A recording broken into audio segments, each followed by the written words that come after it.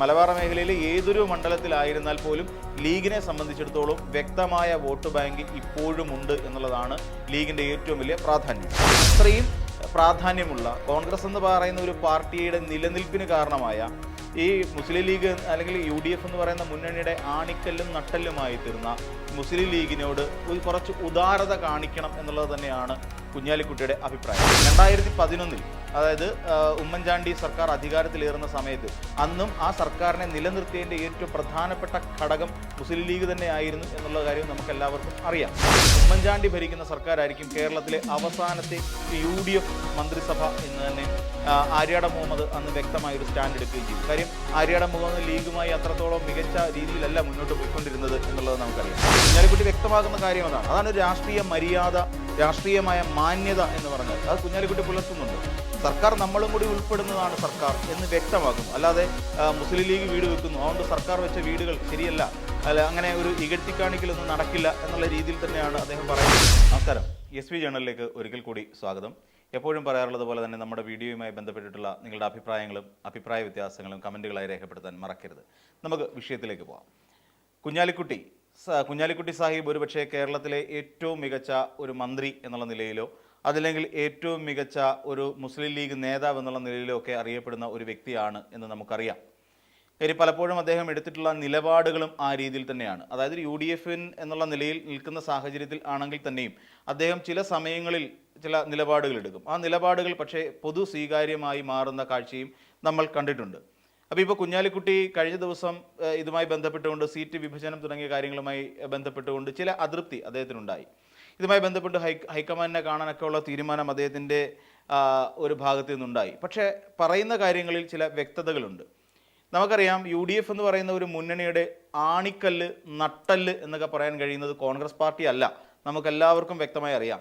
League ഇല്ല എന്നുണ്ടെങ്കിൽ കോൺഗ്രസ് എന്ന് പറയുന്ന അല്ലെങ്കിൽ കോൺഗ്രസിന് നിലനിൽപ്പില്ല എന്ന് പറയേണ്ടി വരും.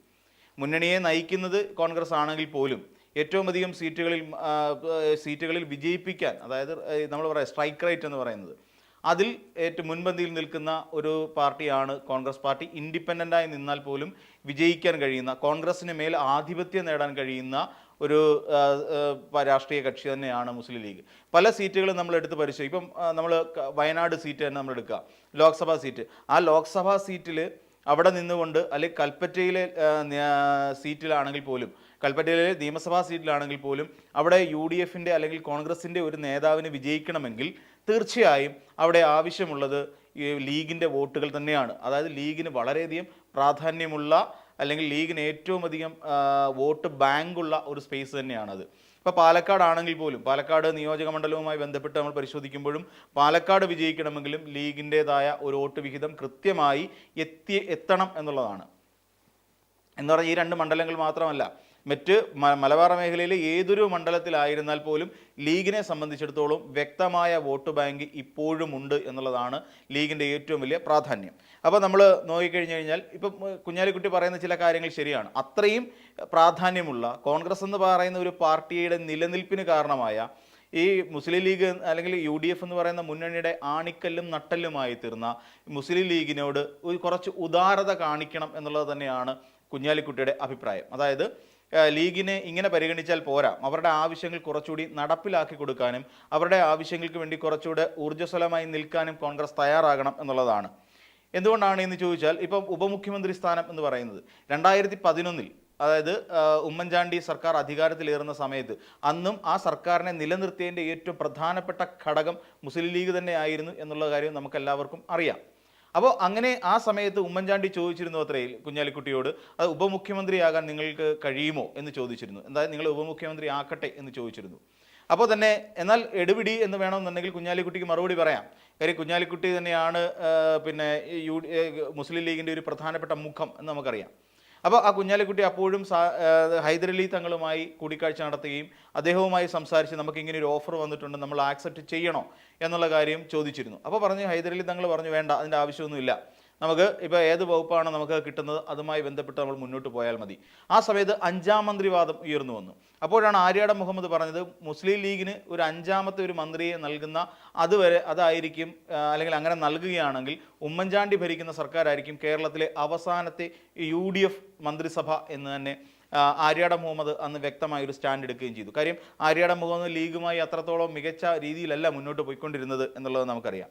ഇതുമായി ബന്ധപ്പെട്ടുള്ള കൂടിക്കാഴ്ച നടന്നത് നാട്ടകം, കോട്ടയം ജില്ലയിലെ നാട്ടകം ഗസ്റ്റ് ഹൗസിൽ വെച്ചിട്ടാണ് എന്നുള്ള കാര്യം കുഞ്ഞാലിക്കുട്ടി വളരെ കൃത്യമായി വ്യക്തമാക്കുന്നുണ്ട്. എന്ന് വെച്ചാൽ ഇത്തവണയും ഞങ്ങൾക്ക് കൂടുതൽ സീറ്റിന് അർഹതയുണ്ട് എന്നും, ആ കാരണം എന്താണെന്ന് വെച്ചാൽ ഇപ്പോൾ ഒരു വിലപേശലിന് പറ്റിയ സമയമാണ്. വിലപേശൽ എന്ന് പറഞ്ഞു കഴിഞ്ഞാൽ UDF എന്ന് പറയുന്ന മുന്നണി കോൺഗ്രസിനെ കൊണ്ട് അത് വലിയ ഗുണമില്ല എന്നുള്ള നിലയിലാണ് നിൽക്കുന്നത്. കോൺഗ്രസിന് ഇപ്പോൾ എത്രത്തോളം നേതാക്കന്മാരെ വിജയിപ്പിക്കാൻ കഴിയുമെന്നുള്ളൊരു കൺഫ്യൂഷനുണ്ട്. അപ്പോൾ തന്നെയുമല്ല, മുഖ്യമന്ത്രി എന്ന് പറയുന്ന ഒരു സ്ഥാനത്തെ ചൊല്ലി ശക്തമായ ഒരു ഉൾപാർട്ടി പോര് ഇപ്പോൾ കോൺഗ്രസിനുള്ളിൽ നടന്നുകൊണ്ടിരിക്കുന്നു എന്നുള്ള കാര്യവും നമുക്കെല്ലാവർക്കും അറിയാം.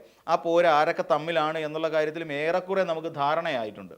തന്നെയുമല്ല, ചെന്നിത്തല അക്കാര്യത്തിൽ കുറച്ചുകൂടെ ഒരു മുഴം നീട്ടിയെറിഞ്ഞ് സഭാ നേതാക്കന്മാരെയും അതോടൊപ്പം തന്നെ സമുദായ നേതാക്കന്മാരെയും വരുതിയിലാക്കാനുള്ള ശ്രമവും നടത്തി തുടങ്ങിയിരിക്കുന്നു എന്നുള്ള കാര്യം നമുക്കെല്ലാവർക്കും അറിയാം. എന്ന് വെച്ചാൽ ഒരു മുഖ്യമന്ത്രി ആകണമെങ്കിൽ തീർച്ചയായിട്ടും സഭയുടെ ഒരു പിന്തുണ ഉണ്ടാവണം. കേരളത്തിലെ ഏറ്റവും പ്രധാനപ്പെട്ട സാമുദായിക സംഘടനകളുടെ ഒരു പിൻബലം കൂടി ഉണ്ടാകണം എന്നുള്ളതിനെക്കുറിച്ച് ബോധ്യമുള്ളത് കൊണ്ട് തന്നെ ചെന്നിത്തല ഒരു മുഴം നീട്ടി, VD സതീശനേക്കാൾ ഒരു മുഴം നീട്ടി എറിഞ്ഞിരിക്കുന്നു എന്ന് വേണമെങ്കിൽ നമുക്ക് പറയാം. അപ്പോൾ കടുത്ത രീതിയിലുള്ള ഒരു പോര് നടക്കുന്നുണ്ട്. ഇതിനിടയിലൂടെ നുഴഞ്ഞുകയറ്റ ശ്രമത്തിനായി KC വേണുഗോപാൽ നിൽക്കുന്നുണ്ട്.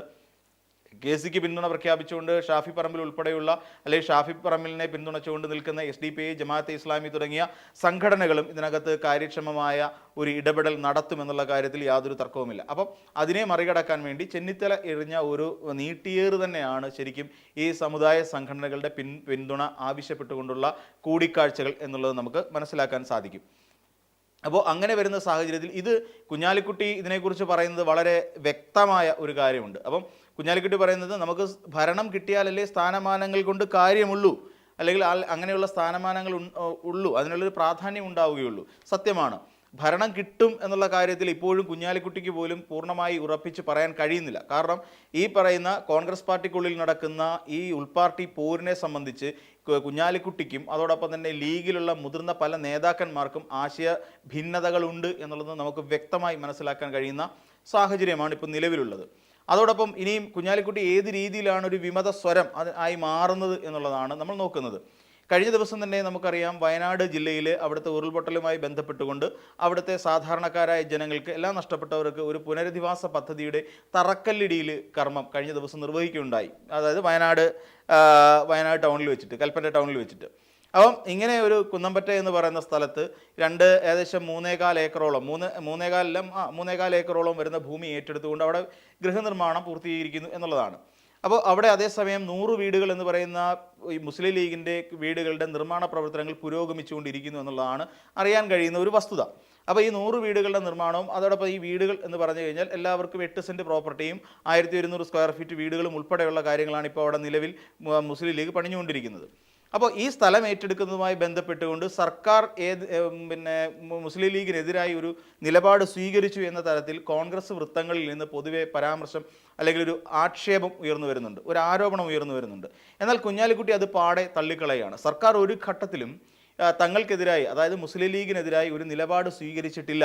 ഭൂമി എടുക്കുന്ന വിഷയത്തിലാണെങ്കിലും അല്ലെങ്കിൽ ഭൂമി കൊണ്ടുവന്ന് വാങ്ങിക്കുന്ന സമയത്താണെങ്കിൽ പോലും ഒരിക്കലും സർക്കാർ അതിനെതിരായി ഒരു നിലപാട് സ്വീകരിച്ചിട്ടില്ല എന്ന് അസന്നിഗ്ധമായി പ്രഖ്യാപിക്കുകയാണ് കുഞ്ഞാലിക്കുട്ടി ചെയ്യുന്നത്. അതോടൊപ്പം അത് മാത്രമല്ല, അതോടൊപ്പം തന്നെ സർക്കാരിൽ നിന്ന് മുസ്ലിം ലീഗിന് ശക്തമായ ഒരു പിന്തുണയും ഇക്കാര്യത്തിൽ ലഭിച്ചിരുന്നു എന്ന് തന്നെ അദ്ദേഹം വളരെ വ്യക്തമായി പറയുന്നുണ്ട്. അപ്പോൾ സർക്കാർ പിന്തുണച്ചിട്ടുണ്ട്. സർക്കാർ പിന്തുണയ്ക്കുക മാത്രമല്ല, അതിന് എതിർപ്പ് യാതൊരു ഘട്ടത്തിലും പ്രകടിപ്പിച്ചിരുന്നില്ല എന്നും കുഞ്ഞാലിക്കുട്ടി വളരെ വ്യക്തമായി പറയുന്നു.